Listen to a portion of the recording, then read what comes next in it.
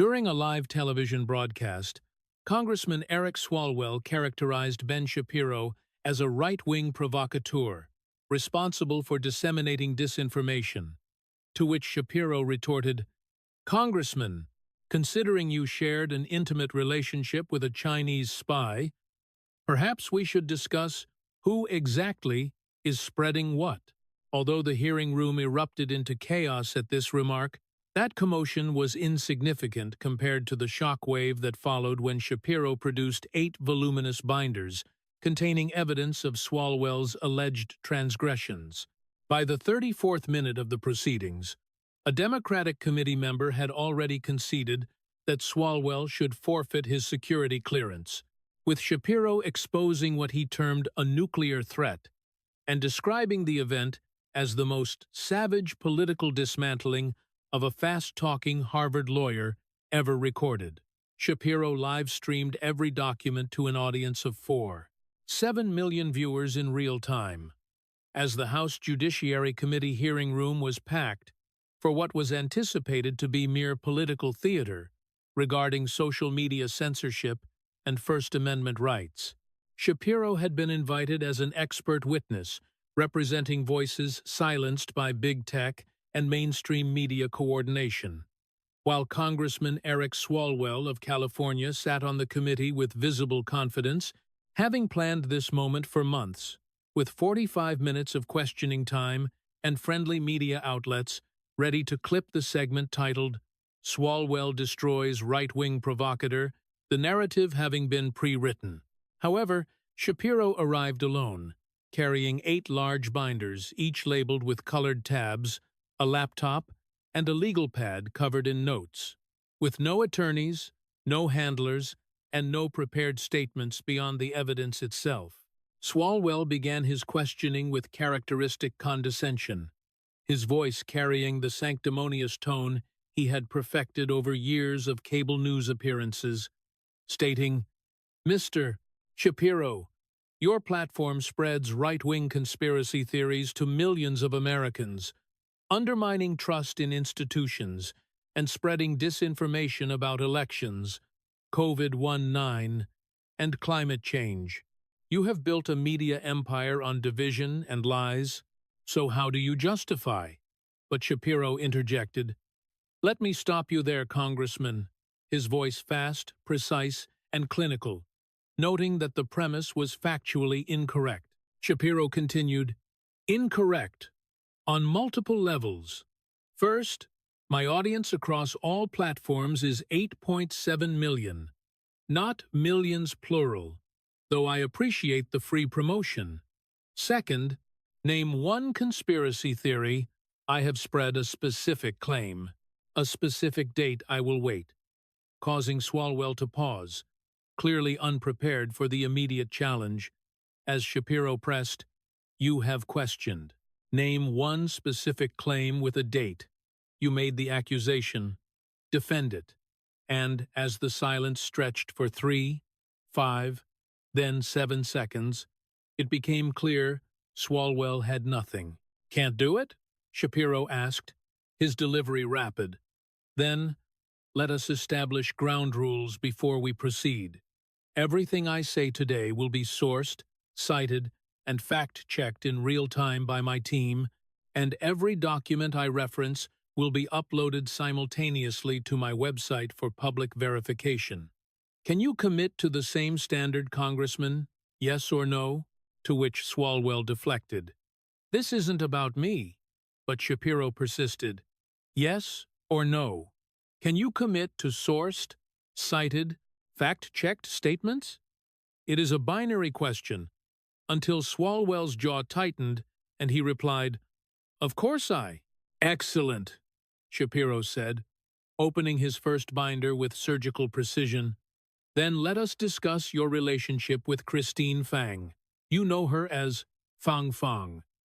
The FBI knows her as a Chinese intelligence operative, and the American people know her as the spy you slept with while serving on the Intelligence Committee. Let us start there." The hearing room erupted as media phones were raised, and committee members leaned forward, Swalwell's face transitioning from confident to pale in the span of 2 seconds, as he stammered, "That has been investigated. And," but Shapiro cut in, "Yes or no, Congressman, did you have a sexual relationship with Christine Fang?" His voice remaining clinical, fast, and precise, devoid of emotion. "That is not. Yes or no. Did you or did you not have a sexual relationship with a woman the FBI identified as a Chinese intelligence operative?" It is a binary question. And as the silence stretched, Swalwell looked at the committee chairman and his attorneys, anywhere but at Shapiro. "Your silence is confirmation," Shapiro stated flatly.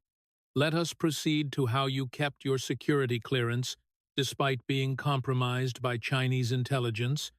Then we will discuss the $4 million in campaign donations from Chinese nationals. Then, the classified information you leaked to the media. Then, your threat to use nuclear weapons against American citizens.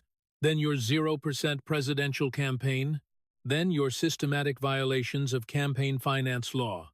As he gestured to his 8 binders, the labels now visible to the cameras. Fang Fang, security clearance, campaign finance, nuke threats, classified leaks, presidential failure, media coordination, and criminal referrals. Oh, and Congressman, my team is live streaming this hearing to 7 million viewers right now.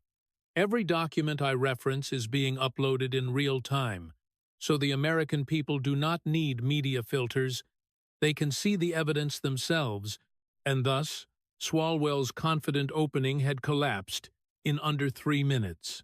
What he had planned as his moment to humiliate a conservative commentator had become his own trial. And Ben Shapiro, speaking at his characteristic rapid-fire pace, was just getting started. "Let us begin with the Chinese spy, shall we? And Congressman, please speak slowly enough for the court reporter to capture your answers. I know that is difficult when you are panicking, but do try," Shapiro remarked, highlighting the stark contrast between the 2 men, which everyone in the hearing room noticed immediately.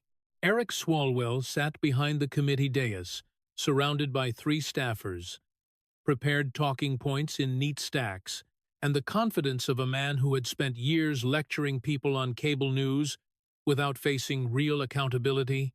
Wearing an expensive suit with perfectly styled hair and an expression carrying the practiced smugness of someone who believed he was the smartest person in every room, while behind him, photographers from friendly outlets had positioned themselves for optimal angles to capture what they expected to be his triumph. Ben Shapiro sat alone at the witness table, the 8 binders organized with military precision, colored tabs marking specific sections for rapid access, his laptop open, displaying a spreadsheet of citations and timestamps, and a legal pad showing a numbered outline with items crossed off as he prepared to address them. He wore a simple dark suit and his signature yarmulke, with no entourage, no media handlers, and no carefully crafted image management, displaying just evidence organization and the intense focus of someone who had actually done the homework. The hearing room itself reflected the broader political and media landscape, with the Democrat side of the committee looking relaxed and even eager, having seen Swalwell perform before and deliver crushing sound bites against Trump officials, expecting this to be more of the same. A chance to put a prominent conservative voice on defense about disinformation, while the Republican side was more curious than confident, having invited Shapiro as a witness on First Amendment issues, but knowing they did not control the questioning time, and having seen enough hearings to know that conservative witnesses often got steamrolled. The media section was packed with representatives from CNN, MSNBC, major newspapers, and digital outlets, all ready to clip the moments when Swalwell landed his blows, their stories already half-written, with headlines like "Congressman Confronts Right-Wing Provocateur" or "Swalwell Schools Shapiro on Disinformation." Committee Chairman Jerry Nadler called the hearing to order, provided brief opening remarks about First Amendment protections and online extremism, and turned the questioning time over to Congressman Swalwell for the first 45-minute block. Swalwell took his time standing, letting the cameras focus and ensuring the dramatic lighting was perfect, shuffling his papers with the deliberate care of a prosecutor preparing to destroy a witness, and when he finally spoke, his voice carried rehearsed gravitas. Mr. Shapiro, thank you for appearing today, though the politeness was a thin veneer over obvious contempt. Your media platform reaches millions of Americans daily. Your podcast, your radio show, your social media presence, your website. You have built what some would call a media empire, but unlike traditional journalists who must answer to editors, fact-checkers, and professional standards, you operate with no accountability. You spread conspiracy theories. You amplify disinformation. You give voice to extremism. And you profit handsomely from division and lies, he said, pausing to let the accusation hang in the air, waiting for applause that did not come. So my first question is simple. How do you justify the damage your platform does to American democracy? It was the kind of loaded question that assumed facts, not in evidence, requiring the witness to defend against claims never proven, a framing that would cause most witnesses to stumble or waste time disputing the premise, losing control of the narrative. But Ben Shapiro responded in less than 1 second. Let me stop you there, Congressman. The interruption was immediate, clinical, and completely unexpected, causing Swalwell to blink, clearly thrown off his prepared script.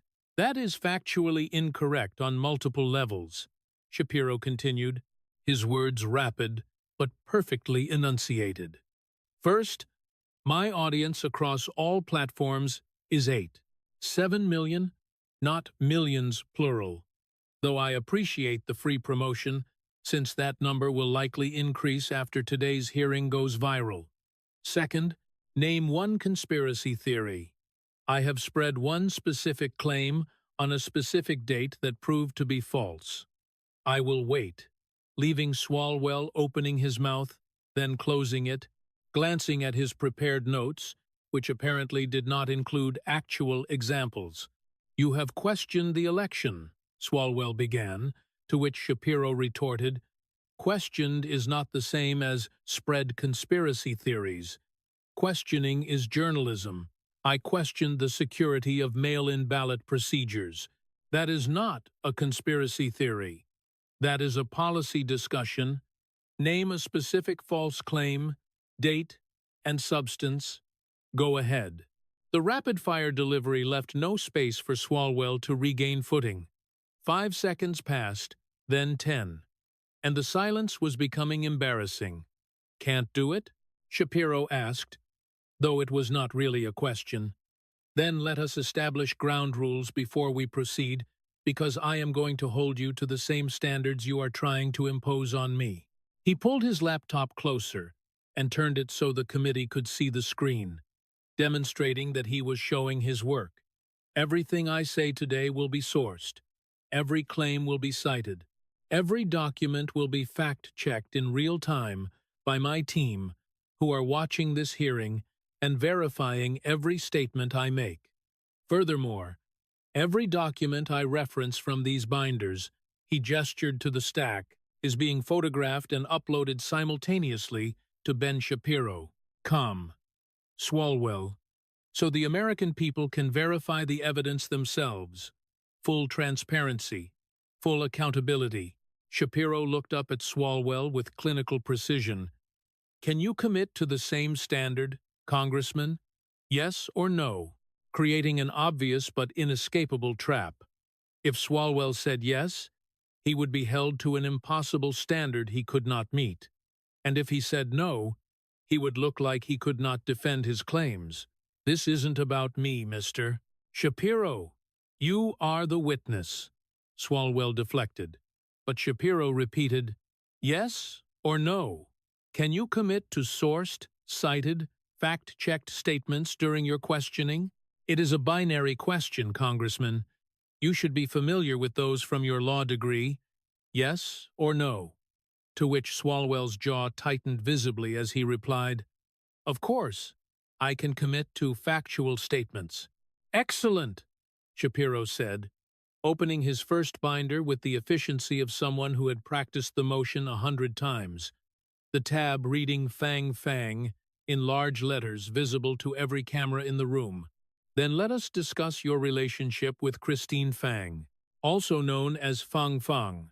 For those watching who aren't familiar, Ms. Fang is a Chinese national whom the FBI identified as an intelligence operative working for China's Ministry of State Security. She infiltrated California political circles from approximately 2011 to 2015, targeting up-and-coming politicians for intelligence gathering and influence operations," Shapiro explained, pulling out a document and holding it up. "This is an FBI intelligence assessment dated December 2020, partially declassified in 2023.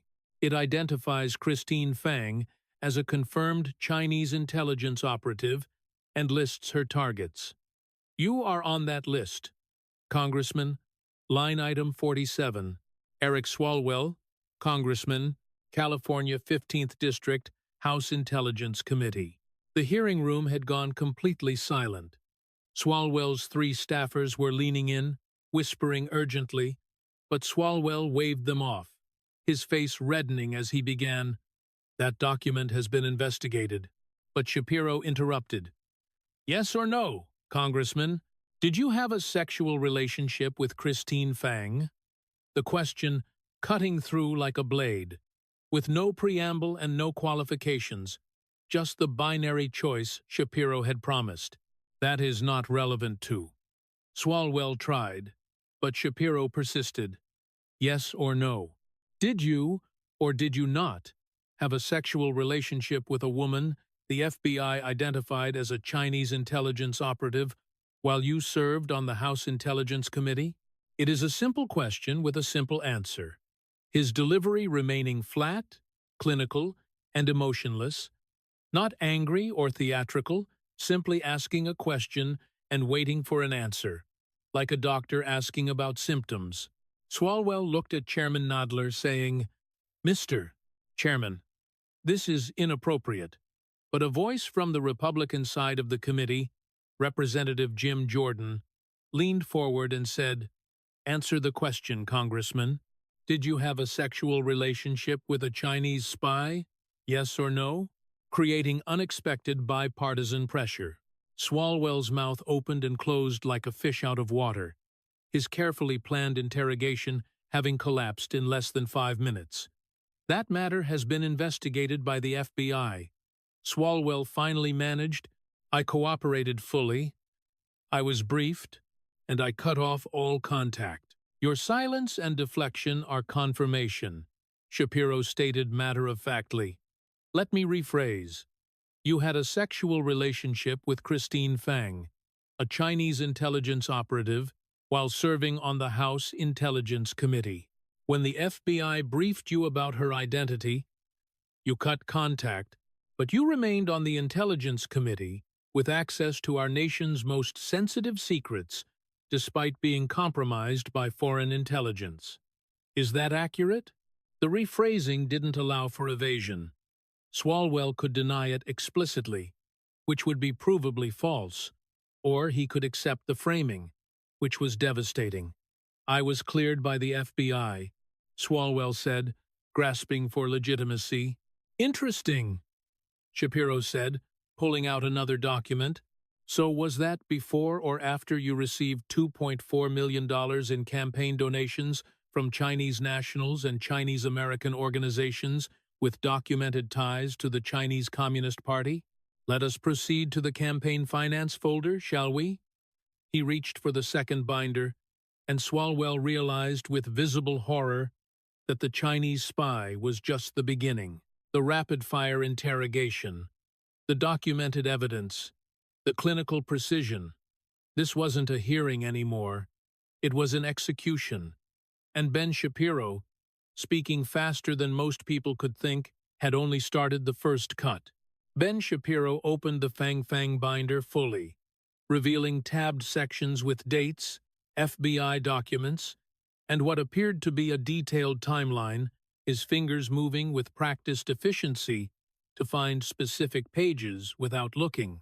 Let us establish the timeline, Congressman. Since you claim to have been cooperative and transparent, Shapiro's voice maintained its rapid pace. Christine Fang, also known as Fang, entered the United States on a student visa in 2011. She enrolled at California State University, East Bay, and within months, she began attending political fundraisers, volunteering for campaigns, and developing relationships with politicians. Specifically, she targeted city council members, mayors, and congressional candidates. He pulled out a photo and held it up to the cameras. This is you, Congressman, at a 2012 fundraiser with Christine Fang. She is on your left. Your arm is around her shoulders. This photo appeared in the Fremont Argus newspaper, covering your campaign event. Date October 15th, 2012. Swalwell's face tightened, but he said nothing. By 2013, Christine Fang had become a major player in your campaign operation. She organized fundraisers, she recruited volunteers, she placed an intern in your congressional office, an intern she personally recommended. That intern had access to your schedule, your contacts, your communications. Is that correct? Many volunteers helped with my campaign, Swalwell began. But Shapiro cut in, yes or no. Did Christine Fang place a staff member in your congressional office? She recommended someone for an internship. Yes, an internship with access to a sitting congressman's office, while she was simultaneously conducting similar operations with at least 4 other California politicians, while the FBI was monitoring her activities as a suspected intelligence operative. Shapiro pulled out another document, this one with large portions redacted but enough visible text to make his point. FBI counterintelligence memo dated March 2014. I am reading from the unredacted portions. Subject Fang has developed close personal relationships with multiple politicians. A subject has been observed facilitating meetings between targets and Chinese nationals with suspected intelligence connections. Subject's pattern of behavior is consistent with intelligence gathering and influence operations.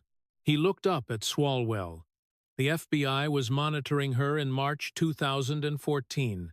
You were elected in 2012. You joined the Intelligence Committee in January 2015. So let me ask you directly, when did the FBI first brief you about Christine Fang's suspected intelligence activities? Swalwell conferred quickly with his staffers. I don't recall the exact date, to which Shapiro stated flatly, December 2014, FBI Counterintelligence Division briefed you and 3 other California politicians on December 17, 2014, about suspected Chinese intelligence operations. You were specifically warned about Christine Fang, and this is documented in FBI briefing logs that were declassified last year. He displayed another document on screen showing Swalwell's name on a briefing attendance sheet. So, you were warned in December 2014, you joined the House Intelligence Committee in January 2015, 1 month later. You joined the committee that oversees our nation's intelligence operations 1 month after being briefed that you had been targeted by Chinese intelligence. Congressman, help me understand the logic here. The hearing room stirred with murmurs, as several committee members looked genuinely surprised, and Swalwell's prepared defense was crumbling. I was cleared to serve on that committee by House leadership, Swalwell protested. By Nancy Pelosi, Shapiro clarified. Who appointed you despite the FBI briefing? But let us continue the timeline. After being briefed in December 2014, did you immediately cut all contact with Christine Fang? Silence, Congressman. Yes or no? After the FBI warned you, did you immediately cut contact? The relationship ended shortly after, Swalwell replied, but Shapiro demanded, define shortly. Days? Weeks? Months? Because FBI surveillance logs show Christine Fang leaving your apartment on January 23, 2015. That is 5 weeks after you were briefed. That is 3 weeks after you joined the Intelligence Committee. She was at your apartment, Congressman, after you had been warned she was a suspected spy, after you had been appointed to oversee American intelligence operations. The photograph Shapiro displayed next was grainy but clear enough a woman leaving an apartment building. The timestamp, January 23, 2015, 6:47 a.m., the location Swalwell's residence. FBI surveillance photo.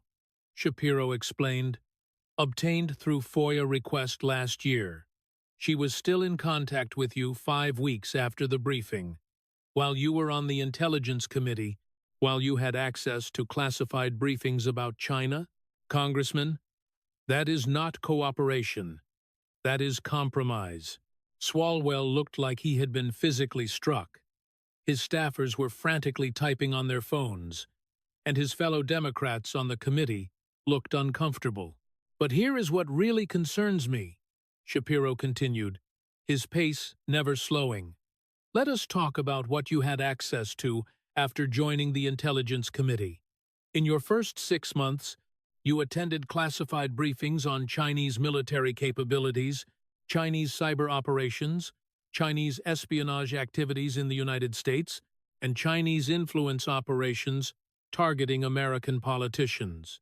You attended these briefings while maintaining contact with a woman the FBI had identified as a Chinese intelligence operative. He pulled out a list and began reading specific briefing titles and dates, each one more sensitive than the last. February 12, 2015, Chinese cyber capabilities and U.S. vulnerabilities. March 4, 2015, MSS operations in Silicon Valley. April 22, 2015, Chinese intelligence, targeting of U.S. politicians. You attended all of these, Congressman. You sat in those briefings, learned our nation's most sensitive secrets about Chinese intelligence, and then you went home to someone the FBI was monitoring as a Chinese spy. The impact was devastating. Even Democrats on the committee couldn't defend it, as the timeline was too clear and the compromise too obvious. Now let us address the elephant in the room, Shapiro said, his voice taking on an edge for the first time. Every other politician who was briefed about Christine Fang immediately cut all contact. Mayor Michael Tubbs of Stockton cut contact within 8 hours. Councilman Ro Khanna cut contact immediately. 4 other politicians named in that briefing all cut contact within days. But you, Congressman, the one who went on to serve on the Intelligence Committee, maintained contact for at least 5 more weeks. Why? Swalwell had no answer. His face was red. His hands gripped the table. Let me ask a different question, Shapiro continued. After the FBI briefed you, did you inform House leadership that you had been compromised before accepting your Intelligence Committee appointment? I was cleared, yes or no? Did you disclose to Nancy Pelosi that the FBI had just briefed you about being targeted by Chinese intelligence before she appointed you to the committee that oversees intelligence operations? The pause stretched too long. Your silence suggests no. So you were briefed about being compromised. You continued contact with the suspected spy, and you accepted an Intelligence Committee appointment without disclosure. Congressman, including of this, in any other profession that would be disqualifying. In the intelligence community, it should be criminal.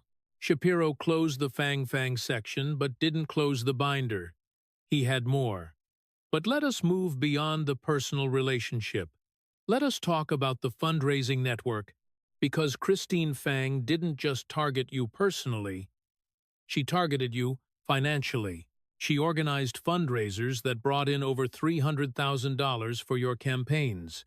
She connected you with dozens of donors, and when the FBI investigated her network, they found something interesting. He pulled out a spreadsheet with highlighted names of the donors Christine Fang brought into the network. 47 were Chinese nationals or first-generation Chinese Americans with documented ties to Chinese Communist Party organizations. Several were later investigated for violating foreign agent registration requirements. Several were suspected of being part of Chinese influence operations, and you accepted their money. Congressman, over $300,000 from a network organized by a Chinese spy. I returned donations when concerns were raised. Swalwell interjected. When? Shapiro shot back. Because FBI records show you kept those donations for years. You returned some money in 2020 after media reports forced you to, but you kept Chinese money for 8 years. You spent Chinese money on your campaigns. You won elections with Chinese money.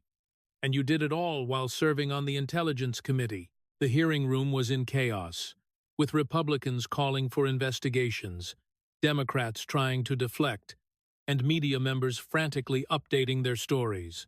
One more thing, Shapiro said, his voice cutting through the noise. Let us address why this matters, beyond your personal compromised status. Because while you were on the Intelligence Committee with access to secrets about Chinese operations, something interesting happened. Classified information started leaking. Sensitive briefings appeared in media reports. Intelligence operations got burned. And I am going to prove that you were the source. But first, we need to address how you kept your security clearance despite being compromised. Because that is the real scandal. Isn't it, Congressman? How does someone who slept with a Chinese spy, maintained contact after FBI warnings, and took Chinese money stay on the Intelligence Committee? He reached for the security clearance binder.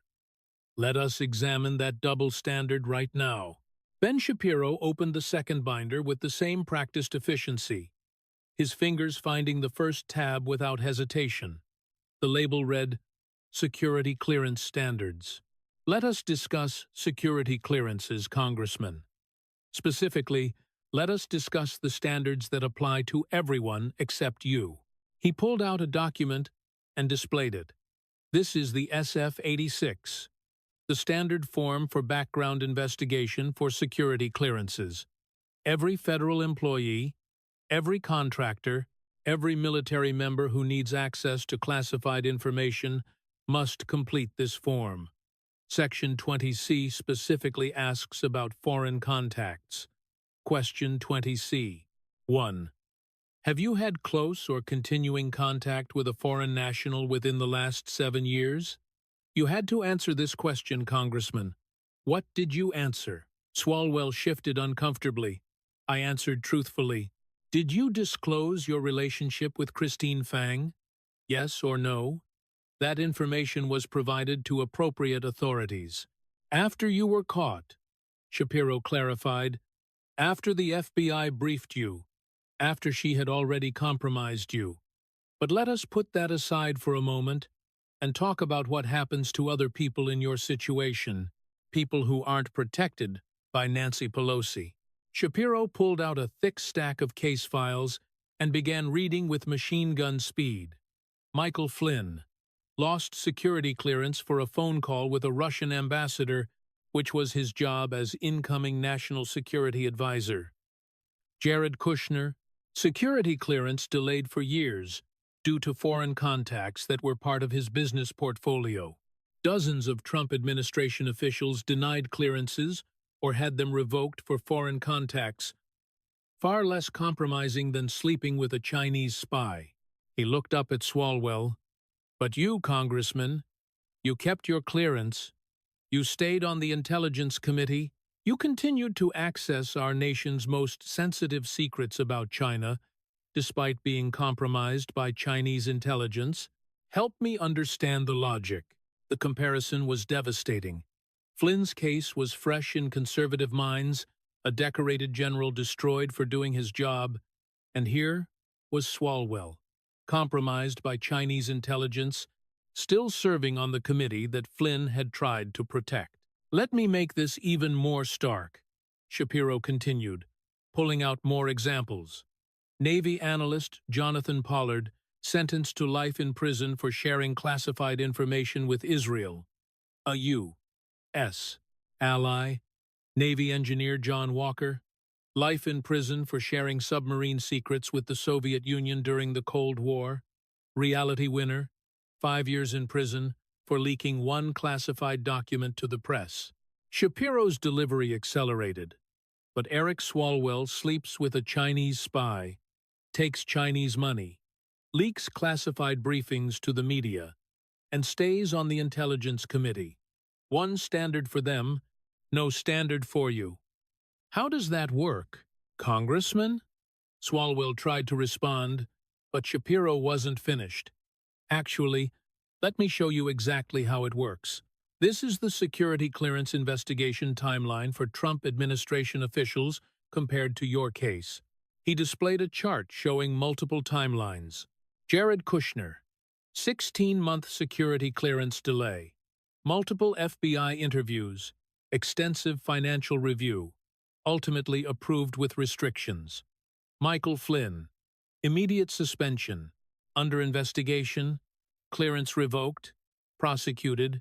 Eric Swalwell, briefed by FBI about Chinese spy in December 2014, appointed to Intelligence Committee January 2015, clearance never suspended, no prosecution, no restrictions.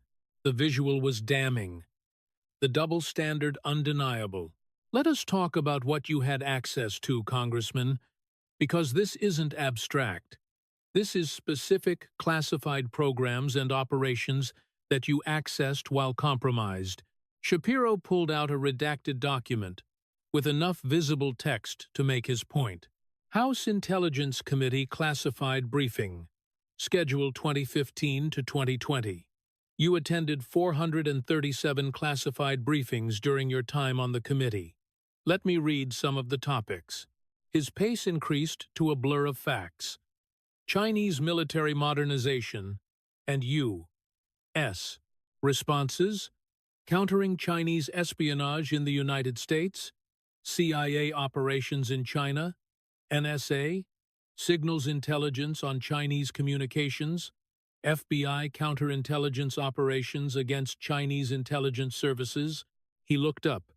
Congressman, you sat in briefings about how we spy on China while compromised by someone who was spying for China. You learned about our countermeasures against Chinese intelligence while maintaining contact with a Chinese intelligence operative. You accessed information about CIA operations in China while accepting money from a network she organized. The national security implications were staggering. Republicans on the committee were taking notes furiously, while Democrats looked sick. But here is the most egregious part, Shapiro continued. After your compromise was revealed, after media reported your relationship with Fang Fang, after Republicans called for your removal from the Intelligence Committee, Speaker Pelosi kept you on. She defended you. She said you had been cleared. But cleared by whom, Congressman? He pulled out another document. This is a letter from Ranking Member Devin Nunes to Speaker Pelosi, dated January 2021, requesting your removal from the Intelligence Committee based on security concerns. Pelosi denied the request. This is a letter from Ranking Member Mike Turner, dated February 2023, again requesting your removal. Again denied. Shapiro set down the letters. So let me get this straight. The FBI briefs you about being compromised. The Ranking Intelligence Committee member who has access to the same classified information you do says you are a security risk. Multiple Republican members say you shouldn't have access to classified information, but Nancy Pelosi overrules them all. Why? What makes you special, Congressman? The speaker has access to all the relevant information, Swalwell tried to explain, but Shapiro interrupted. Does she? Because, according to FBI protocols, the decision to grant or revoke security clearances is supposed to be based on objective criteria, not political protection. Let me read the criteria for automatic disqualification from Department of Defense Instruction 5220.6. He read rapid fire. Foreign influence that creates a risk of foreign exploitation, inducement, manipulation, pressure, or coercion, close relationships with foreign nationals, accepting benefits from foreign nationals, failure to report foreign contacts. Congressman, you meet all 4 automatic disqualification criteria. All 4, but you kept your clearance. How? The answer was obvious to everyone in the room. Political protection. Democratic leadership had shielded Swalwell from consequences that would have destroyed anyone else. Let us compare your case to someone without political protection, Shapiro said, pulling out a file. Petty Officer Second Class Sarah Chen, Navy intelligence analyst, met a Chinese national at a conference, developed a friendship. No romantic relationship, no money exchanged, no classified information shared. She reported the contact as required. She cooperated with counterintelligence investigators. Her clearance was suspended anyway. She was removed from her position. Her career was over. Shapiro looked up at Swalwell. Petty Officer Chen's crime. Meeting someone at a conference. Your crime. Sleeping with a spy. Taking spy-organized money. Accessing classified briefings while compromised. Her punishment. Career over. Your punishment. Continued service on the Intelligence Committee. The comparison destroys any possible defense. This wasn't about security protocols. This was about political privilege. One final point, Shapiro said, his voice taking on an edge. You don't just serve on the Intelligence Committee, Congressman. You hold yourself out as a national security expert. You appear on cable news, lecturing Americans about security threats. You question witnesses about their loyalty to America. You investigate others for potential compromise. You sit in judgment of people's security clearances, all while being the most obviously compromised member of Congress. He pulled out a video montage description. In the last 3 years, you have appeared on MSNBC 127 times discussing national security. You have questioned witnesses about foreign influence. You have called for investigations into Trump officials. You have positioned yourself as a guardian of American security. But you are not a guardian. Congressman, you are a warning. You are an example of what happens when political protection matters more than national security. You are proof that Democrats have one standard for themselves and another standard for everyone else. Shapiro closed the security clearance binder and reached for the next one. But your security risk and hypocrisy aren't even the most offensive things about you, Congressman. Let us talk about your presidential campaign. Let us discuss the narcissism so profound that you thought Americans would vote for someone who can't even poll above 0%. Let us discuss the fraud you committed on donors who trusted you. He opened the binder, labeled Presidential Failure. This is going to be fun. Ben Shapiro opened the 4th binder with barely suppressed clinical amusement. This wasn't about national security anymore. This was about humiliation. Congressman Swalwell, on April 8, 2019, you announced your candidacy for President of the United States. Is that correct? Yes, I believed. You polled at 0%, Shapiro stated flatly. Not 1%, not 0.5%, 0. Meaning the margin of error in scientific polling couldn't even detect your support. You were statistically tied with people who weren't running. Dead people polled better than you. How long did you stay in the race despite 0% polling? I ran from April to July, Swalwell said defensively. 4 months of serious campaigning, 4 months of 0% polling, Shapiro corrected. Let me show you exactly how delusional this campaign was. He pulled out polling data and began reading at rapid speed. Quinnipiac poll, May 2019. Swalwell, 0%. CNN poll, June 2019. Swalwell, 0%. NBC, Wall Street Journal poll, June 2019. Not even listed because support was below measurable threshold. Monmouth University poll, July 2019. 0%. Morning Consult tracking poll, cumulative April to July. 0%. Shapiro looked up, Congressman, at what point does staying in a race you cannot possibly win become fraud? When does taking donor money for a mathematically impossible campaign become theft? I was building a movement, Swalwell protested. A movement requires moving, Shapiro shot back. You were static. You were less popular than some dead presidents. Let me put this in perspective. Lincoln Chafee, whom nobody remembers running in 2016, polled at 1%. He got measurable support. You got 0. How does it feel to be less popular than Lincoln Chafee? The question was brutal and didn't require an answer. Let us talk about your campaign finances, because if your polling was embarrassing, your spending was criminal. FEC reports show you raised $853,000 during your presidential campaign 4 months, 0% polling. $853,000. Where did that money go? He pulled out FEC filings and began itemizing with prosecutorial precision. Campaign staff salaries, $287,000 for a 0% candidate. Travel expenses, $163,000, including $47,000 on private jet charters. Congressman, you spent $47,000 on private jets for a campaign polling at 0%? That is not campaigning. That is fraud disguised as ego. Swalwell's face was red. His staffers had stopped whispering advice, as there was no defense for this. Consulting fees. $198,000, Shapiro continued. What were they consulting you on how to stay at 0%? Because whatever advice they gave, you followed it perfectly.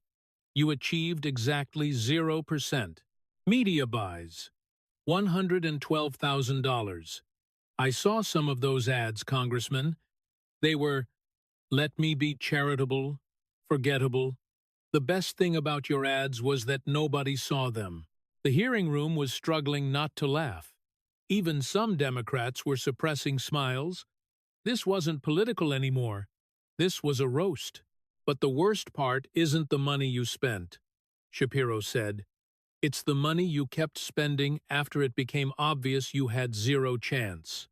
Let me read you a timeline of reality versus delusion. His speed increased to a blur. April 8th, 2019. Campaign launches. 0% polling begins immediately. May 2019. Still 0%. June 2019. Still 0%. You appeared in the first Democratic debate on June 26th. Your most memorable moment was telling Joe Biden, who is older than you, to pass the torch to a new generation. Biden went on to win the nomination and presidency. You went on to continue polling at 0%. Shapiro pulled out a debate clip description. Let me describe your debate performance for those who missed it. You had 2 minutes of speaking time. You used it to attack Biden's age. While standing next to Bernie Sanders, who is even older, you promised to ban assault weapons, which isn't policy. It's pandering. You tried to position yourself as the young, fresh candidate. Congressman, you were 38 years old. Pete Buttigieg was 37 and actually polling above 0.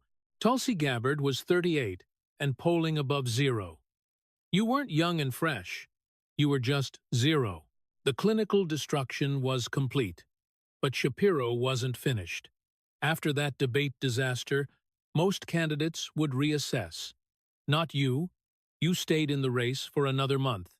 0% in July, 0% at the end. You finally dropped out on July 8th, after spending $853,000 to achieve nothing except becoming a punchline. But here is the question, Congressman. Who were your donors? He pulled out another list, and his tone shifted from mockery to serious. Of your $853,000 raised, approximately $340,000 came from donors with Chinese surnames or Chinese-American organizations. Now, that doesn't prove anything illegal. Many Chinese Americans are loyal citizens who can donate to campaigns. But given your history with Christine Fang, given her role in organizing fundraisers, given the FBI's concerns about Chinese influence operations, isn't it worth examining whether your donor network was infiltrated the same way your 2012 campaign was? The shift from humiliation to serious allegation was whiplash-inducing. Shapiro had just spent 5 minutes destroying Swalwell's ego, then reminded everyone that the ego was attached to a national security threat. "Let me show you some interesting patterns," Shapiro said, pulling out a donor network chart. 2 donors who gave to your presidential campaign also gave to your congressional campaigns while Christine Fang was organizing fundraisers. 18 of those donors are currently under FBI investigation for potential foreign agent violations. 7 have ties to Chinese Communist Party organizations. And you took their money, Congressman. You took it for Congress. You took it for President. You kept taking it even after the FBI warned you. Shapiro closed the presidential failure section and looked at Swalwell with clinical contempt. Your presidential campaign was a joke, but it's a joke with a serious punchline. You defrauded donors by running a vanity project with 0 chance of success. You wasted nearly $1 million in a race you couldn't win. And you did it all while potentially funneling Chinese money through your campaign. That is not ambition, Congressman. That is narcissistic fraud. He reached for the next binder labeled Nuke Threats. But if your presidential delusions were embarrassing, your threats against American citizens are terrifying. Let us talk about the time you threatened to use nuclear weapons against gun owners. Let us discuss your authoritarian instincts. Ben Shapiro opened the 5th binder and pulled out a printed screenshot of a tweet, holding it up to the cameras with the careful precision of someone presenting evidence of a crime. November 16, 2018, Twitter. Congressman Eric Swalwell responding to a gun rights advocate who said he wouldn't comply with proposed assault weapons confiscation. Let me read your exact words, Congressman, and it would be a short war, my friend. The government has nukes. He set down the screenshot and looked at Swalwell with clinical precision.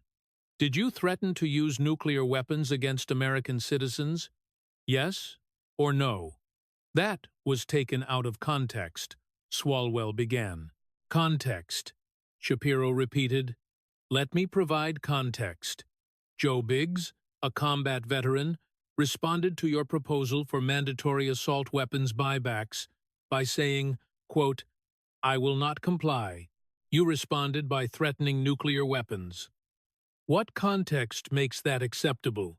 Shapiro pulled up the full Twitter exchange and began reading it aloud at rapid speed. The thread starts with you proposing mandatory buybacks of assault weapons. Multiple gun owners respond saying they won't comply. You respond to several with dismissive comments. Then Joe Biggs says, "So basically, @Rep Swalwell wants a war. Because that's what you would get." Your response: "The government has nukes." He looked up. "Congressman, what part of threatening nuclear weapons against American citizens who disagree with your gun control proposals is taken out of context?" Swalwell looked trapped. It was a flippant comment. Flippant, Shapiro repeated. You flippantly threatened nuclear weapons against American citizens while serving in Congress, while serving on the Intelligence Committee, while having access to classified briefings about our nuclear arsenal. Congressmen, members of Congress have been censured for less. You threatened to nuke Americans and got a prime-time cable news gig. How does that work? The hearing room was divided between outrage and stunned silence. The tweet had been controversial at the time, but hearing it broken down in detail made it even worse. Let us talk about what this threat reveals, Shapiro continued, his speed increasing. First, it reveals authoritarian instincts. You propose confiscating lawfully owned property. When citizens say they'll resist, you threaten overwhelming violence, including nuclear weapons. That is not democratic governance. That is tyranny. He pulled out historical examples and began rattling them off. Tiananmen Square, 1989. Chinese government uses tanks against protesters you serve on Intelligence Committee while compromised by Chinese intelligence. Ruby Ridge, 1992. Federal agents kill American citizens over gun violations.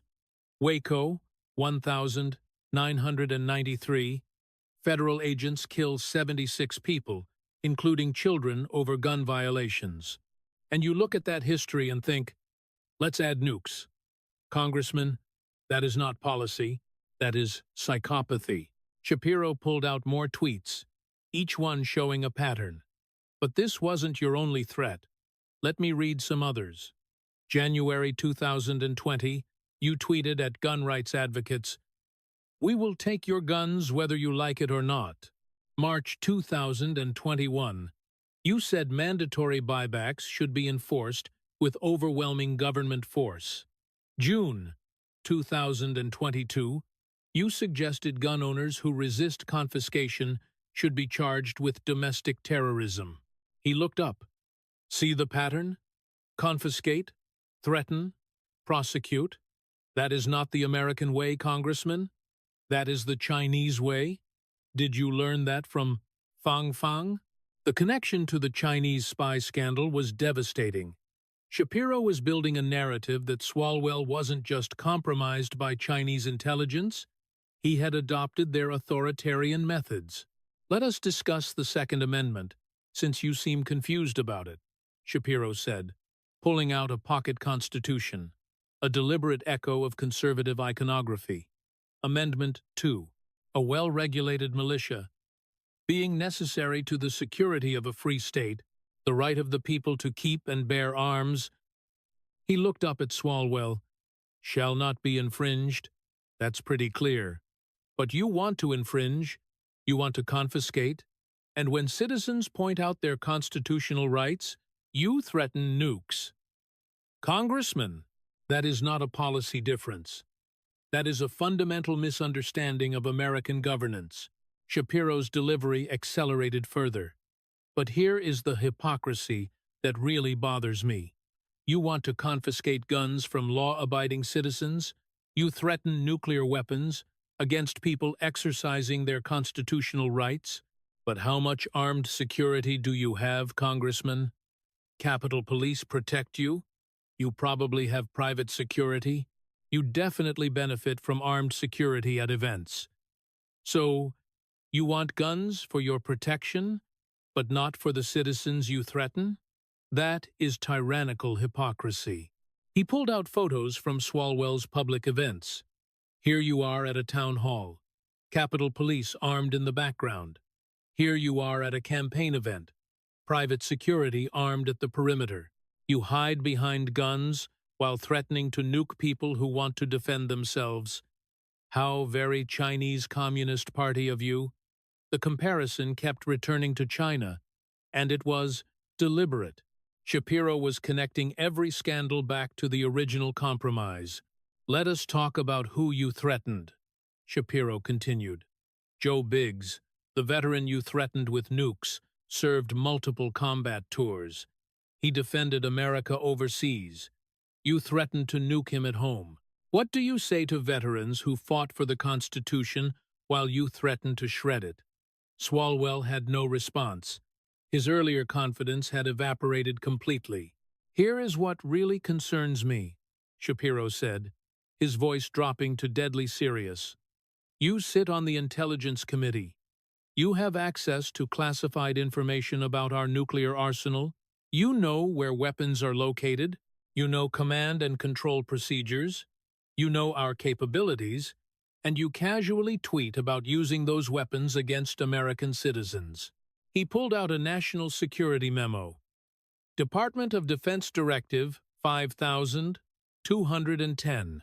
56 governs the use of force, including deadly force, by DoD personnel. It has extensive restrictions. Nuclear weapons are never authorized for domestic use, except in the most extreme circumstances of national survival. You threaten to use them because people disagree with your gun control proposals? Congressman, that is not just wrong, that is deranged.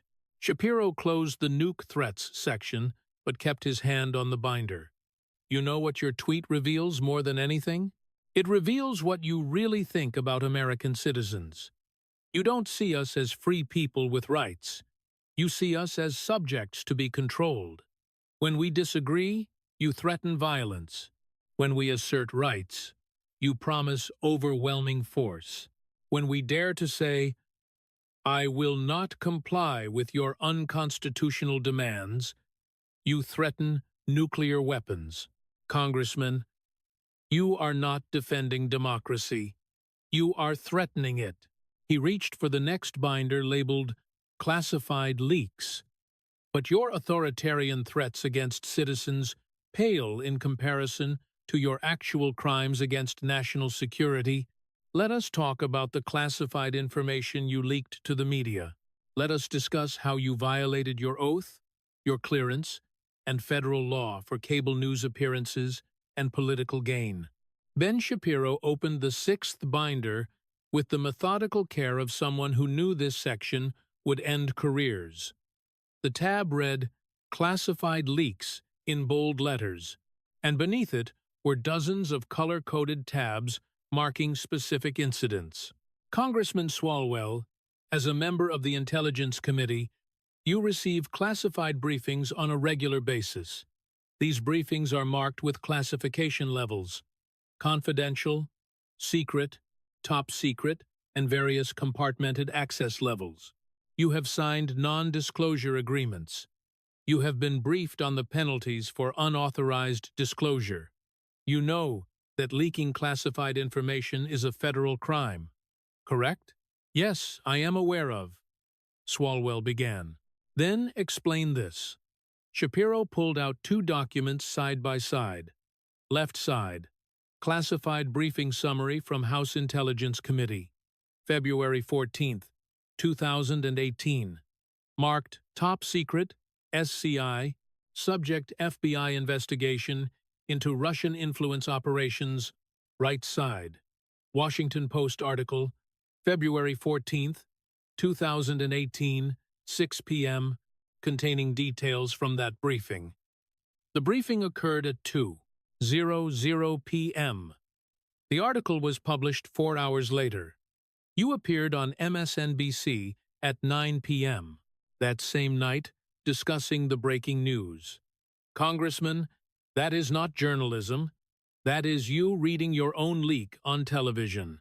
He displayed both documents on the screen, redacting the classified portions, but showing enough to make the timing undeniable. Only 8 people attended that classified briefing. Shapiro continued his rapid-fire delivery, leaving no gaps for interruption.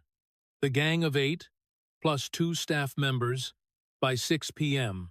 The Washington Post had details that could only have come from that briefing.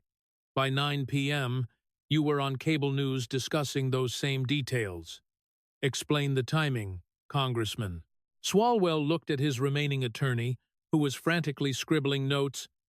I can't discuss classified briefings. You already did, Shapiro stated flatly. You discussed them on MSNBC. You discussed them in the Washington Post article. You just did it through a reporter cutout to maintain deniability. But let me show you the pattern, because this wasn't a one-time occurrence. This was systematic. Shapiro pulled out a spreadsheet with dozens of rows, each color-coded. I had my research team analyze every classified intelligence committee briefing from 2017 to 2023 that you attended. We then compared those briefings to media reports and your cable news appearances. We found 47 instances where classified information appeared in media within hours of briefings, followed by you appearing on television to discuss the news. 47 times, Congressman. That is not coincidence. That is a pattern. He began reading entries rapid fire, dates and subjects, creating a drumbeat of evidence. March 3, 2018, briefing on Russian social media operations. March 3, 2018, 7 p.m. CNN article with briefing details. March 3, 2018, 10 p.m. you on CNN discussing article. June 12, 2018, briefing on Chinese cyber capabilities. June 12, 2018, 8 p.m. New York Times article with briefing details. June 13, 2018, 8 a.m. on Morning Joe discussing article. September 27, 2018, briefing on classified FBI investigation. September 27, 2018, 6 p.m. Politico article with briefing details. September 27, 2018, 9 p.m. on Rachel Maddow discussing article. Shapiro looked up. Want me to continue? I have 44 more. Each one shows the same pattern. Classified briefing. Immediate media leak. Your television appearance. You are either the unluckiest congressman in history, constantly appearing on TV right after reporters independently discover classified information, or you are the leaker. Which is it? The evidence was overwhelming, the pattern undeniable, and Swalwell's face had gone from red to pale. But timing isn't the only evidence, Shapiro continued, pulling out phone records heavily redacted but with key details visible. These are call records from your personal cell phone, obtained through legal discovery in a separate case. Let me read some interesting patterns. His speed increased. February 14, 2018, 3:47 p.m. call to Washington Post reporter, duration 8 minutes. February 14, 2018, 6 p.m., Washington Post publishes article with classified details. March 3, 2018, 4:12 p.m. call to CNN producer, duration 6 minutes. March 3, 2018, 7 p.m. CNN publishes article with classified details. June 12, 2018, 3:58 p.m. call to New York Times reporter, duration 11 minutes. June 12, 2018, 8 p.m. New York Times publishes article with classified details. Shapiro set down the phone records. You call reporters immediately after classified briefings. Those reporters publish articles with classified details. You then appear on television discussing the articles. Congressman, even the densest prosecutor could connect these dots. This is felony leaking of classified information. He pulled out federal statutes and began citing with legal precision. 18 U.S. Code Section 798. Disclosure of classified information. Maximum penalty 10 years imprisonment. 18 U.S. Code Section 793. Gathering, transmitting, or losing defense information. Maximum penalty 10 years imprisonment. Executive Order 13526. Classified national security information. Violation can result in loss of clearance, termination, and criminal prosecution. Shapiro looked directly at Swalwell. You violated all three, Congressman. Repeatedly, systematically, for years. But it's not just that you leaked, Shapiro continued, his voice taking on an edge of anger for the first time. It's what you leaked and why. Let me show you the damage. He pulled out intelligence community damage assessments, heavily redacted, but with enough visible to convey harm. CIA operations in Russia compromised after you leaked details of their methods.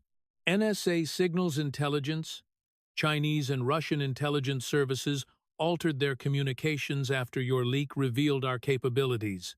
FBI counterintelligence, 3 investigations into foreign agents were blown after you leaked their existence.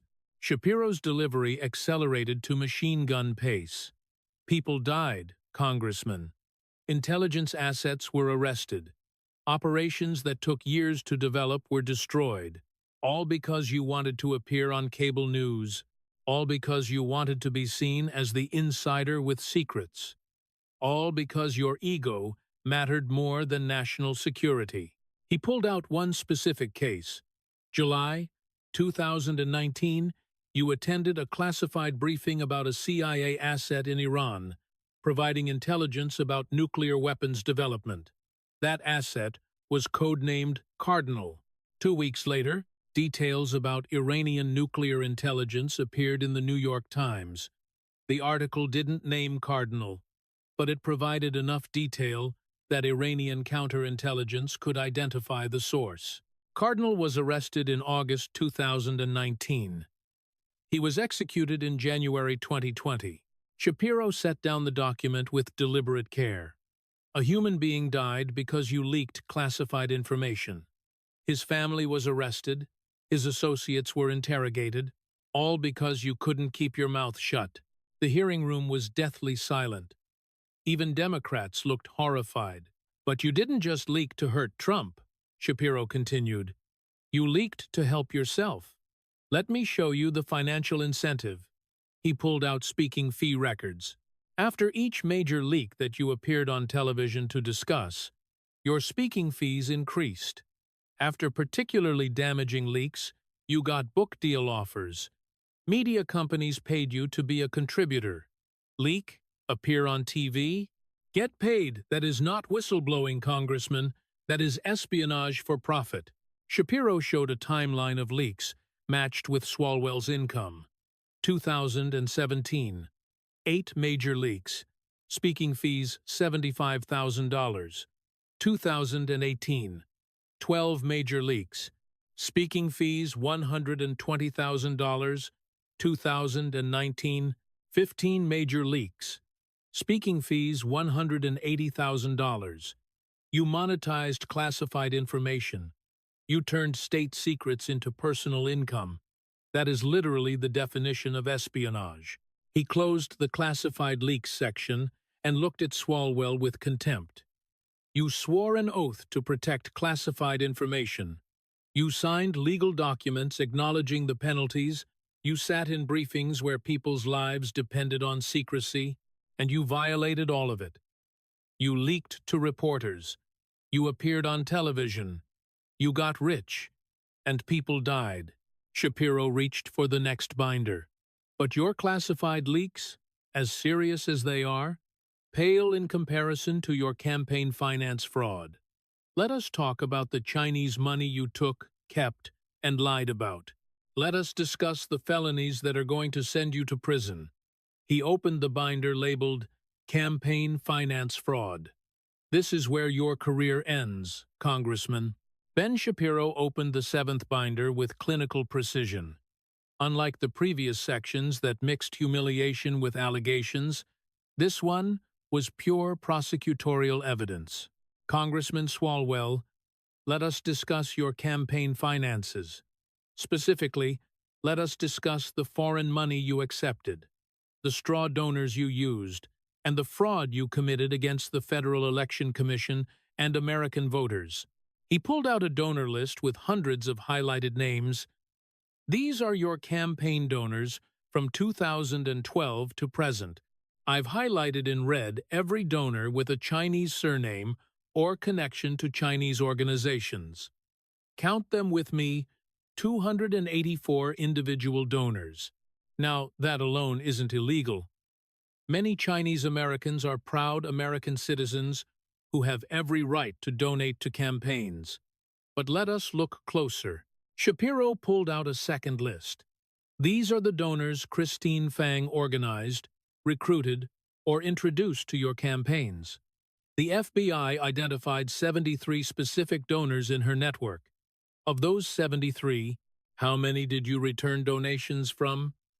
After learning she was a Chinese spy, he paused for effect. 0.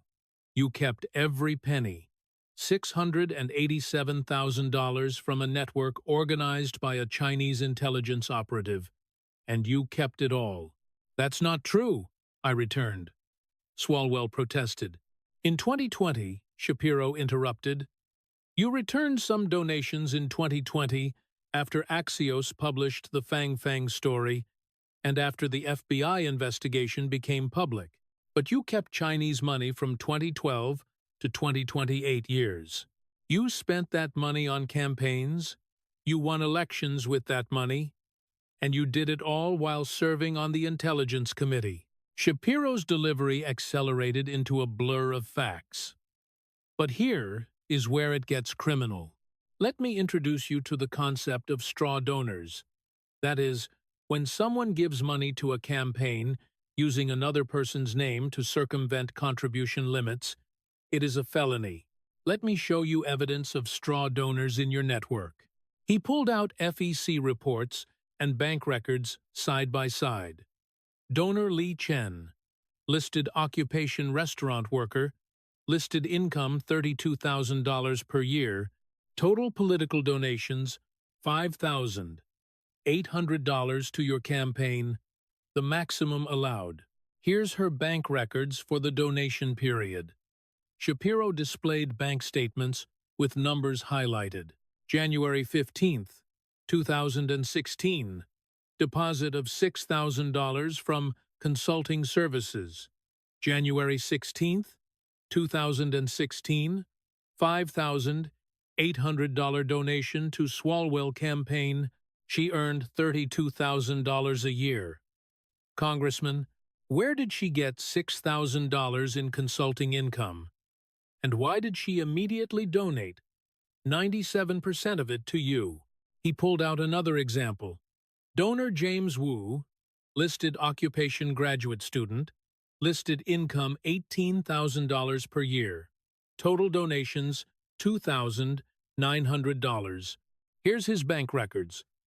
December 3rd, 2018, deposit of $3,000 from gift.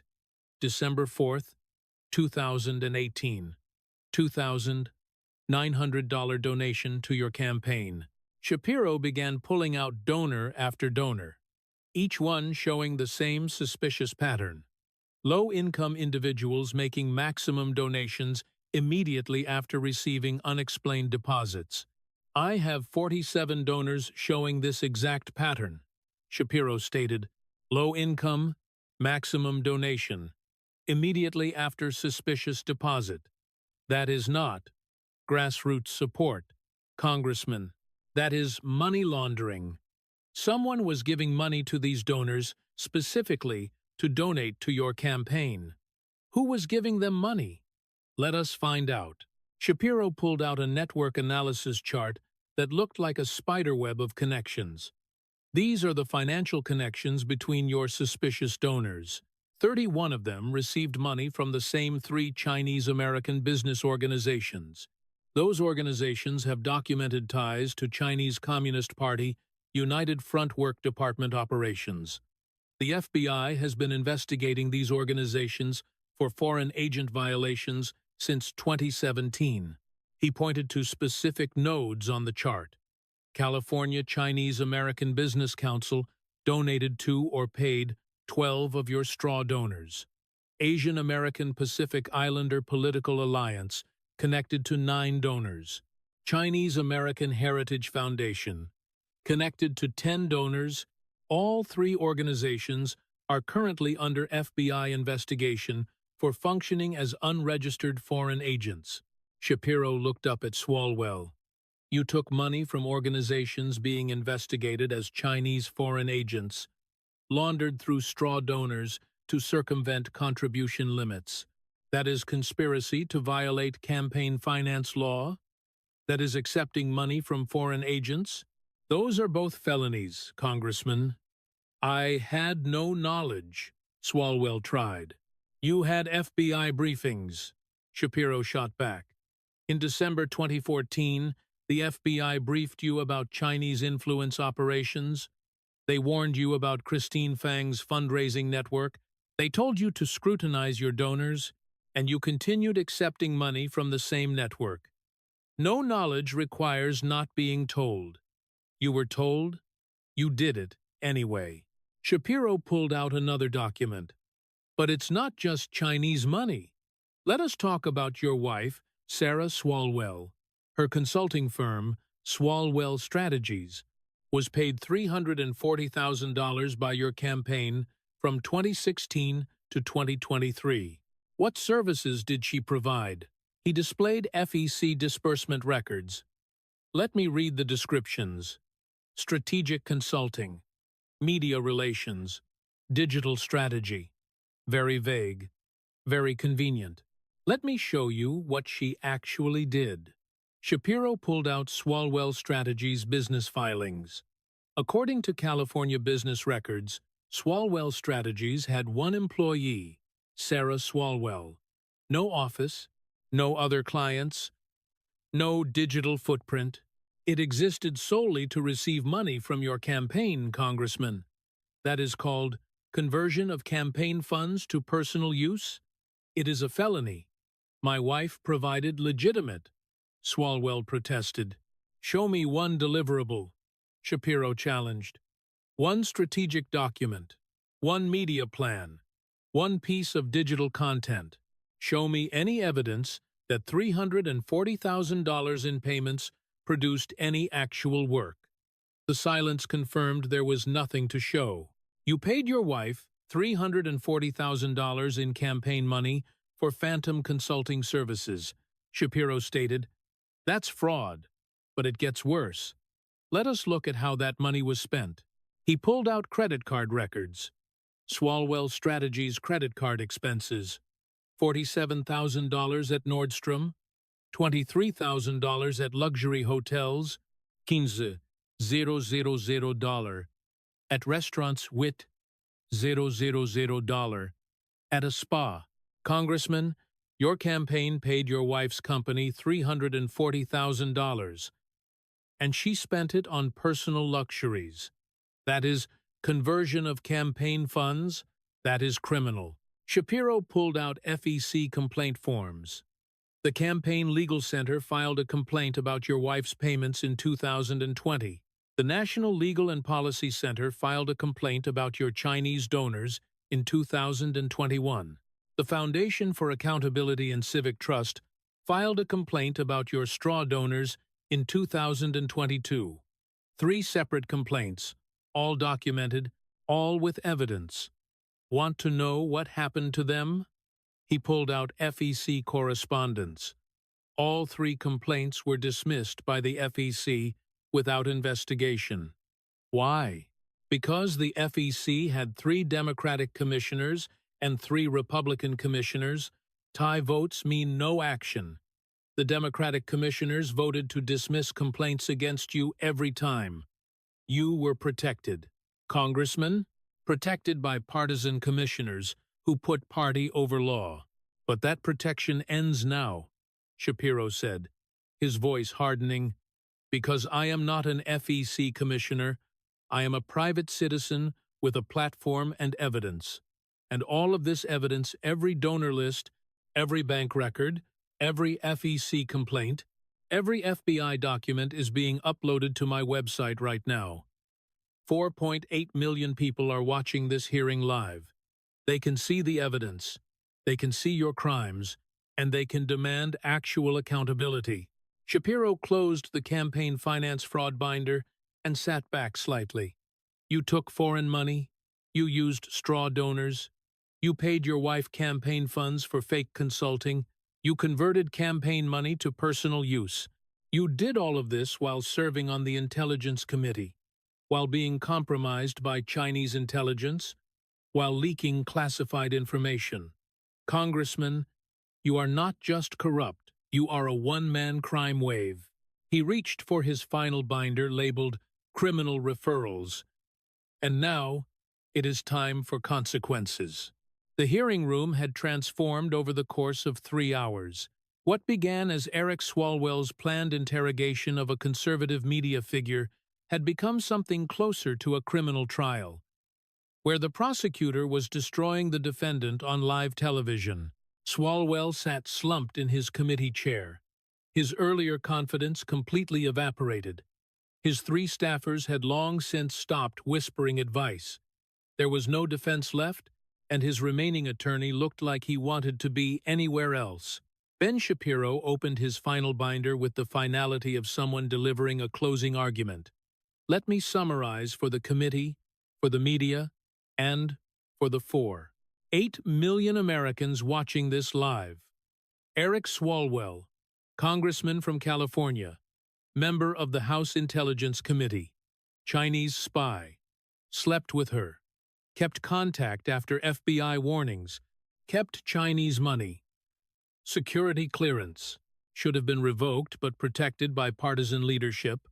Presidential campaign, 0% polling, $853,000 wasted, fraud on donors, nuclear threats, threatened American citizens with nukes for disagreeing with gun control, classified leaks, 47 documented instances, people died, monetized state secrets, campaign finance fraud, foreign money, straw donors, wife's phantom consulting, conversion of funds. Shapiro's delivery was machine gun speed, each accusation landing like a hammer blow. That is not a career, Congressman. That is a criminal enterprise. And I have recommendations for this committee. Republican Ranking Member Jim Jordan leaned forward. Mr. Shapiro, you have presented serious allegations with substantial evidence. What would you recommend this committee do? Shapiro didn't hesitate. Immediate referral to the FBI for investigation of campaign finance violations, conversion of funds, and straw donor schemes. Immediate referral to the Department of Justice for investigation of unauthorized disclosure of classified information under 18 U.S. Code 793 and 798. Immediate revocation of security clearance based on foreign contacts and compromised status. Immediate removal from House Intelligence Committee. And frankly, immediate resignation from Congress. The hearing room erupted. Republicans applauded. Democrats looked stunned. And media members were frantically typing. But then, something unexpected happened. Representative Abigail Spanberger, a Democrat from Virginia and former CIA officer, raised her hand. Chairman Nadler recognized her. Mr. Shapiro, Spanberger began, her voice careful but clear. I have served in intelligence. I understand classification. I understand the damage that leaks cause. And I have to say I find your evidence regarding classified information disclosures deeply disturbing. She turned to look at Swalwell. Eric, I have known you for years. We have worked together. But if half of what Mr. Shapiro has documented is accurate, and it appears to be sourced and verifiable, then you shouldn't have a security clearance. You shouldn't be on the Intelligence Committee, and there should be an investigation. The defection was stunning. A Democrat, a former CIA officer, agreeing with Shapiro's assessment on national television. Swalwell looked physically struck. I move, Spanberger continued, that this committee vote to refer Congressman Swalwell to the House Ethics Committee for investigation of the allegations Mr. Shapiro has presented today. Second, came a voice from the Republican side immediately. Chairman Nadler looked uncomfortable. This is highly irregular. No more irregular than a sitting congressman sleeping with a Chinese spy. Jordan interjected. Call the vote, Mr. Chairman. The tension in the room was suffocating. Nadler clearly wanted to protect Swalwell, but with a bipartisan motion and cameras rolling, he had no choice. All in favor of referring Congressman Swalwell to the Ethics Committee? Every Republican hand shot up. Then Spanberger's hand rose, then another Democrat, then another. The final vote was 8-4, with 3 Democrats joining all Republicans. Swalwell tried to speak, but his voice cracked. He cleared his throat and tried again. This is a political witch hunt. It is called evidence, Congressman. Shapiro interrupted quietly. You are familiar with the concept documents, timelines, facts, the things you have been avoiding your entire career. You'll pay for this, Shapiro, Swalwell said, his voice rising with anger and desperation. You'll. Is that another threat? Shapiro asked calmly. Like the nuke threat? I am unarmed, so you won't need nuclear weapons. But I am recording, so please continue threatening me on camera. It will make a great addition to the ethics complaint. The exchange captured everything. Swalwell's authoritarian instinct to threaten anyone who exposed him, and Shapiro's clinical fearlessness in the face of power. Mr. Chairman, came another voice. Republican Representative Nancy Mace, I move that we also vote to recommend immediate revocation of Congressman Swalwell's security clearance pending the ethics investigation. Second, Jordan said, immediately. This is outrageous, a Democrat protested. You can't call the vote, Mace insisted. Nadler reluctantly called for the vote. This time, it was closer, 6-6, with Spanberger and one other Democrat joining Republicans, but a tie meant the motion failed. Shapiro remained seated, calm, clinical. He had made his case. The evidence was public. The defections had begun. Whether the committee acted or not, the court of public opinion was watching. Mr. Shapiro, Chairman Nadler said, eager to end the hearing, do you have any final statements? Just one observation, Shapiro said, standing for the first time since the hearing began.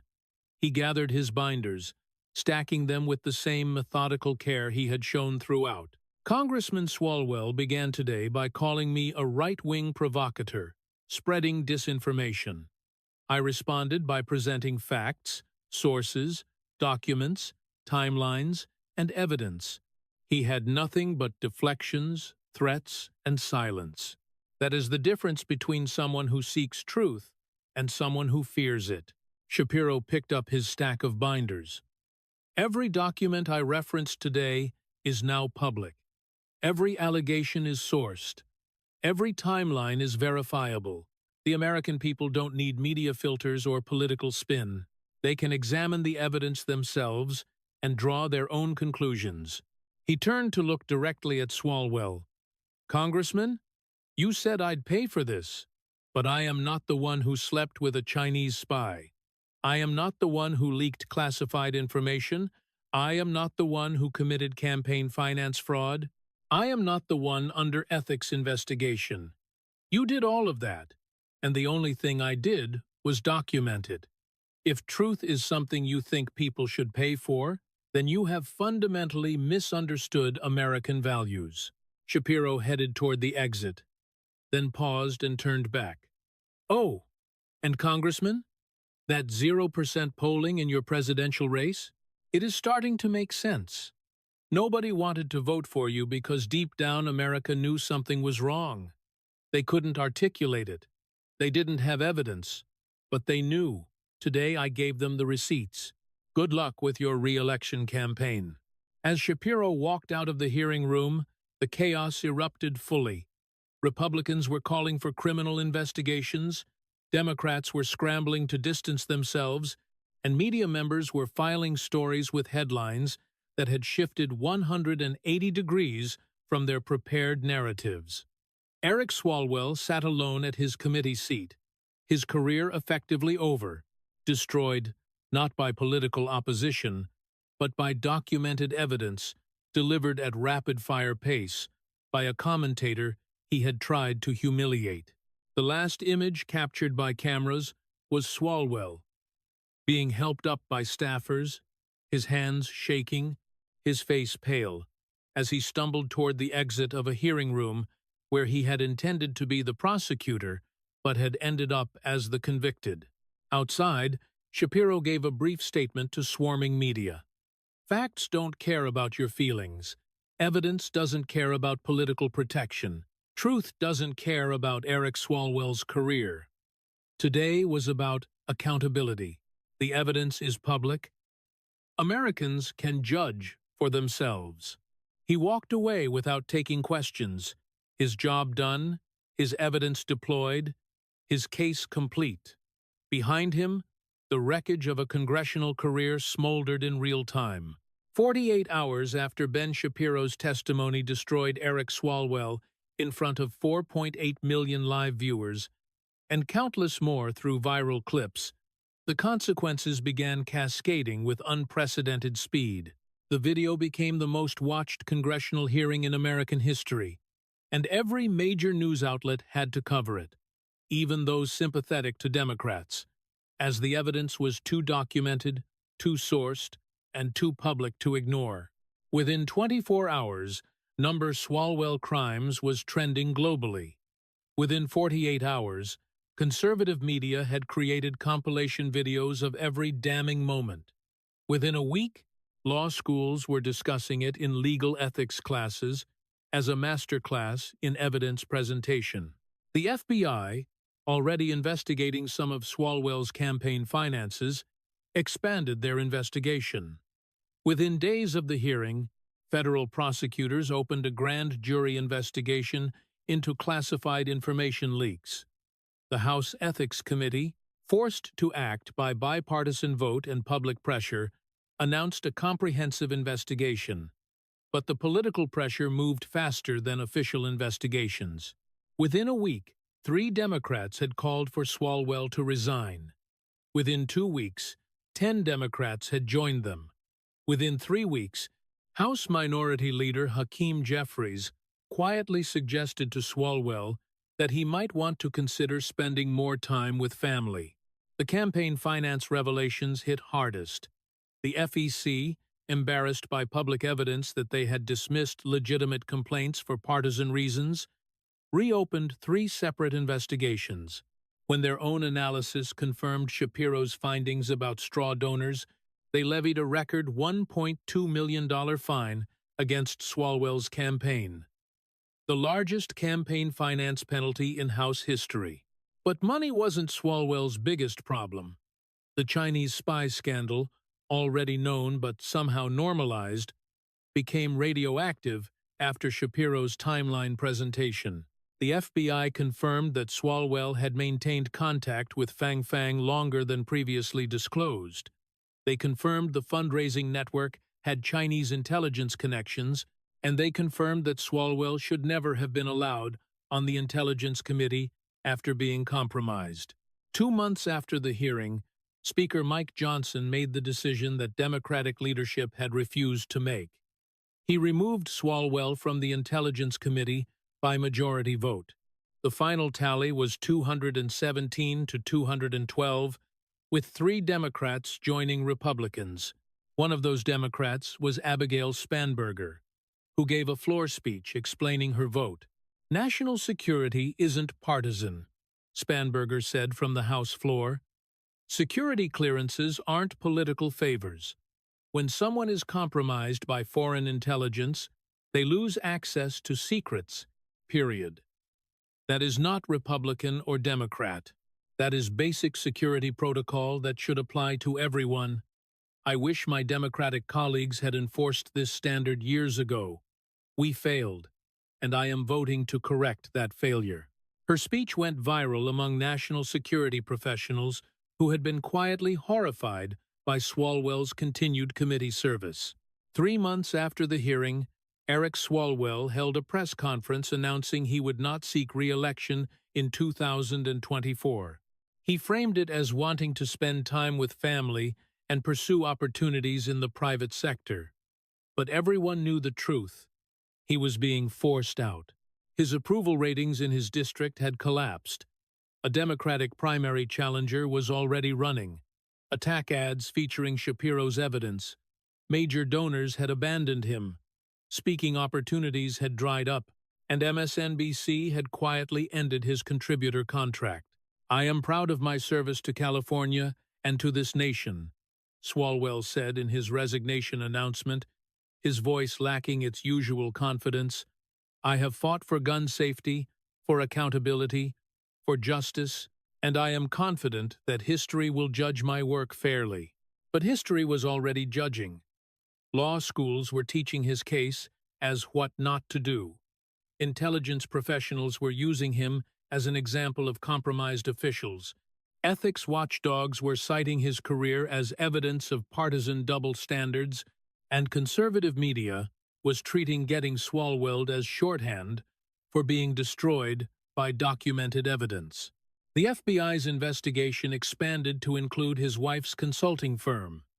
Federal prosecutors began examining whether campaign funds had been converted to personal use, and the IRS opened an investigation into whether the consulting payments had been properly reported as income. The walls were closing in from multiple directions. But perhaps the most devastating consequence was cultural.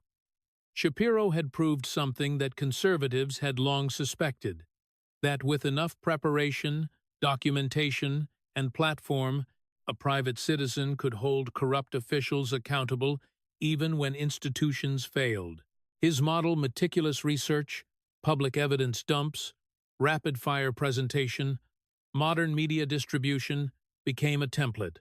Within months, other commentators and journalists were building evidence binders on other officials. The accountability mechanism had shifted from institutions, which could be politically captured, to distributed public evidence, which couldn't be suppressed. Swalwell had become the test case for a new form of citizen oversight. Shapiro himself avoided gloating. He returned to his Daily Wire show, mentioned the hearing briefly, then moved on to other topics. When asked in interviews why he had been so effective, his answer was characteristically direct. "I just prepared. I researched. I sourced everything. I presented facts in a clear, organized manner. That is not some revolutionary technique.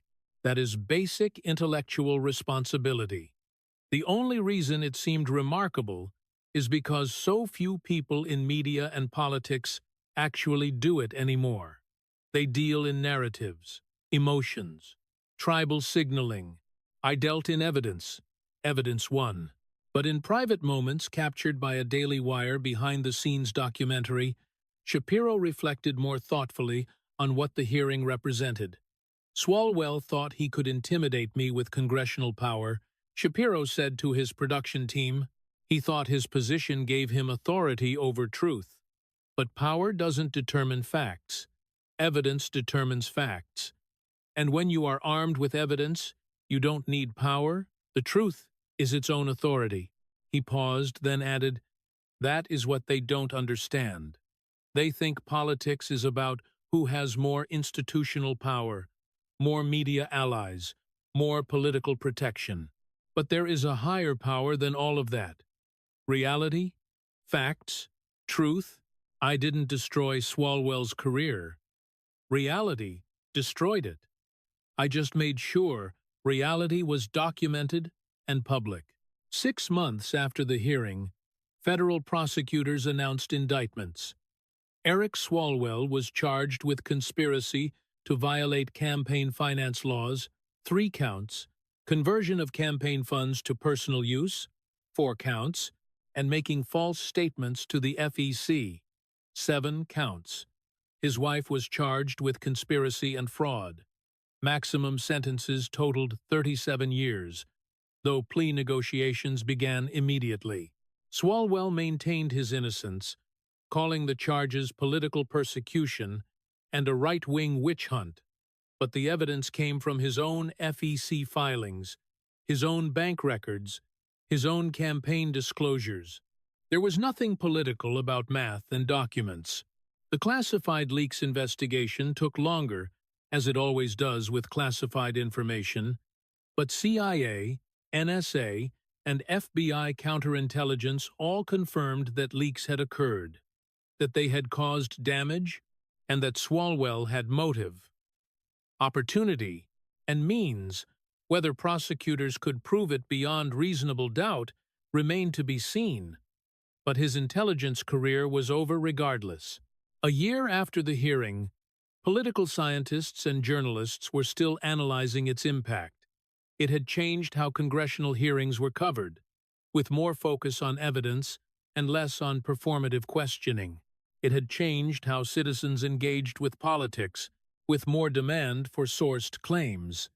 It had changed how politicians approached accountability, knowing that private citizens with platforms could now do what institutional media often failed to do: document corruption. But the most important change was simpler. Nobody underestimated preparation anymore. Swalwell had walked into that hearing expecting to humiliate a commentator. He had been armed with talking points, prepared questions, and friendly media. Shapiro had been armed with 8 binders, hundreds of documents, and the receipts for every allegation. Facts had defeated power. Evidence had defeated position. Truth had defeated corruption. As Shapiro summarized in his year-later reflection on the hearing, Eric Swalwell's career ended because he forgot something fundamental. In America, we don't have lords and peasants. We don't have officials who are above accountability. We have citizens who can demand answers, gather evidence, and expose corruption. I was just one citizen who did the homework. Turns out, that is all it takes. In federal prison, where Swalwell would eventually spend 4 years after pleading guilty to reduced charges, other inmates would occasionally recognize him. "Hey, you're that guy who got destroyed by Ben Shapiro?" they'd say, not with sympathy, but with the casual acknowledgement that facts don't care about your feelings and evidence doesn't care about your career. The last word belonged to Abigail Spanberger, who won re-election easily after her principled stand. In a speech at Georgetown University, she reflected on the Shapiro-Swalwell hearing. "I think what struck me most wasn't Mr. Shapiro's performance, though it was impressive. It was how little defense my Democratic colleagues could mount. They wanted to defend Eric. Partisan loyalty demanded it. But the evidence was overwhelming, and I realized we had spent years protecting him, not because he was innocent, but because acknowledging his guilt meant acknowledging our own failure to hold him accountable. Mr. Shapiro forced us to confront that failure publicly. It was uncomfortable. It was humiliating, but it was necessary." She paused, then delivered the lesson. "The next time we are tempted to protect a colleague for partisan reasons, I will remember Eric Swalwell's face during that hearing. I will remember what happens when evidence confronts corruption, and I will choose accountability over party loyalty. Because in the end, facts don't care about your career, but they should shape your conscience. Facts don't care about your feelings. Evidence doesn't care about your career. Truth doesn't care about political power." Ben Shapiro had spent 3 hours proving it. Eric Swalwell had spent 3 hours learning it, and America had watched it happen in real time.